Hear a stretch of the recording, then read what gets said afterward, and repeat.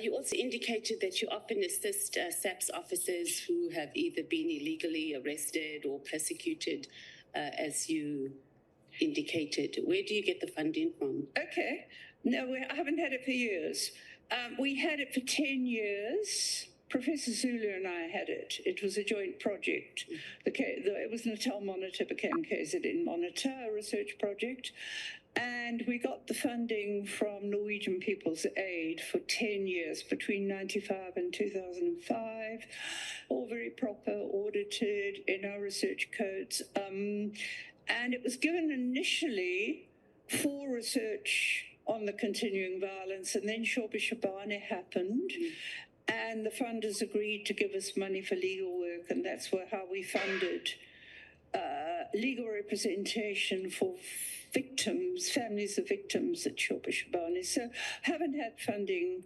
I mean, I get if I publish stuff in academic journals, which I don't get nearly enough time to do as much as I want of, I get funding in my research account that I can use for academic purposes, haven't I? So it was the Norwegian government. Did they approach you, or did you approach them, or did you apply for funding?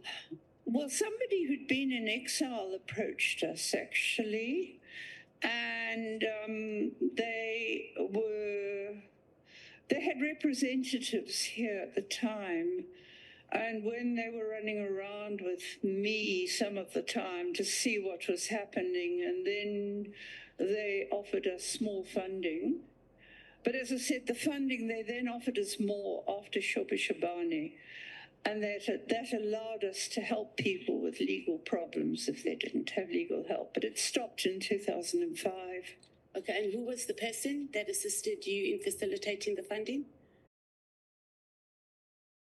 That is completely unbelievable.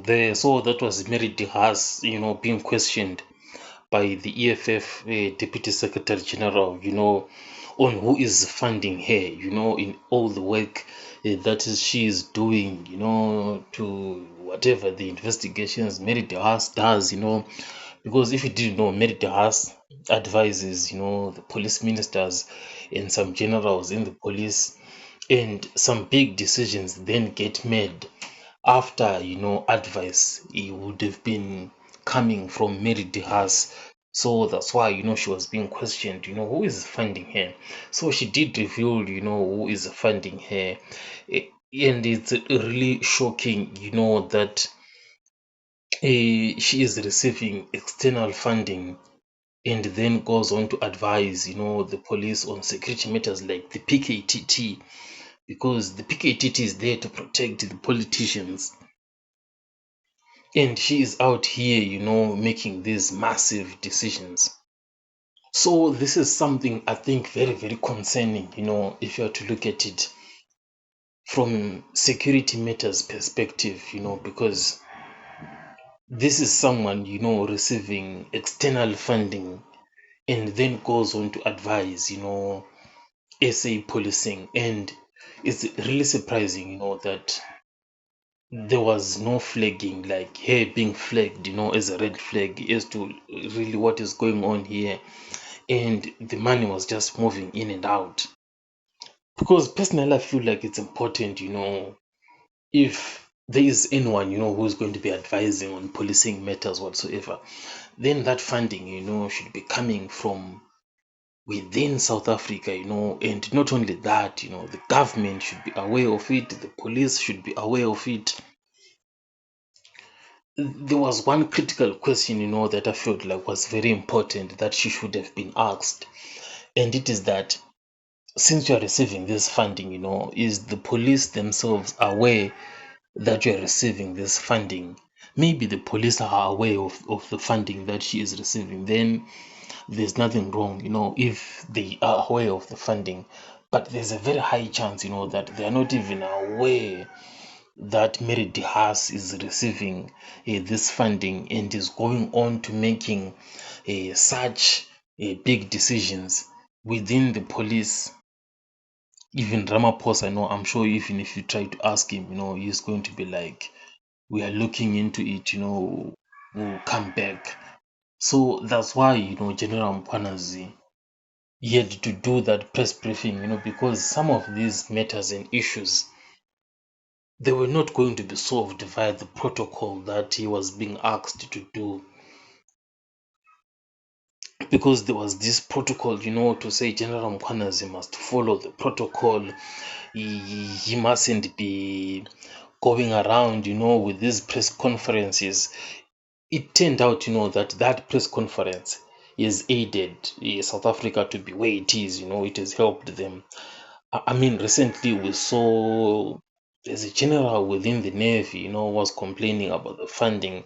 She even said it, publicly, and was like, we have to do this, the Mkhwanazi way. But unfortunately for him, there was a letter that was quickly circulated by the Minister of Defense, and they were like, we are not going to be accepting that. You can't be doing that. If you have any grievances, you have to express that internally instead of going publicly. So, looking at it, you also have Fikile Mbalula, who also complained about this thing of going in public. So, one thing that is clear, is that those politicians, within the ANC, they do not want, these issues, these matters to be going out there in public. They want these things to remain privately and for them to be resolved privately.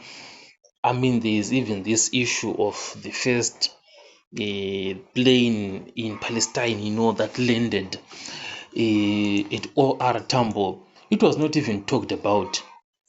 But then, there is a second plane that then landed the next month. That one, it couldn't be swept under the carpet. That's when it was then talked about all over the media. So what they don't want is these things going publicly. But sometimes, it does help, because these things are private. I feel like, there is no agency to try and solve them, but when there is public scrutiny, action is taken very, very quickly, because people will be knowing, that questions are going to be asked as to what happened, with that scenario. So going forward, if you're looking at Mary De Haas here, I'm certain, that there is no way that she is going to be advising anyone within the police, like the Minister of Police going forward, because she has literally been exposed before the ad hoc committee here that she is not even qualified in policing matters. She knows nothing, she has no evidence. So, having looked at all of that, she has no business whatsoever to be advising the Minister of Police on anything. I'll catch you guys on the next one.